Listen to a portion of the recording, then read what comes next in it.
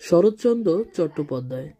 গল্পসমূহ: মন্দির মহেশ, মেজদিদি ছবি বিন্দুর ছেলে রামের সুমতি, এগুলো বড় গল্প।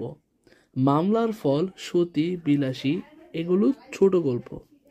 এছাড়া আরও গল্পগুলো হচ্ছে কাশীনাথ, স্বামী, পরেশ, অনুপ্রমার প্রেম, অবাগীর স্বর্গ, ছেলে ধরা, আলো ও ছায়া, পথ নির্দেশ, একাদশী বৈরাগী, হরিলক্ষ্মী, অনুরাধা। তার 4টি নাটক: ষোড়শী, রমা, বিরাজ বউ, বিজয়া। প্রবন্ধ: নারীর মূল্য।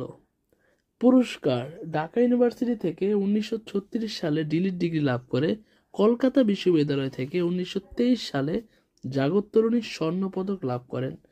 উপন্যাসগুলো হচ্ছে বড় দিদি, পল্লী সমাজ, চরিত্রহীন, গৃহদাহ, নিষ্কৃতি। পরিণীতা, অরক্ষণীয়া, দেবদাস, শ্রীকান্ত, দেনা পাওনা, শেষ প্রশ্ন, শেষের পরিচয়, দত্তা।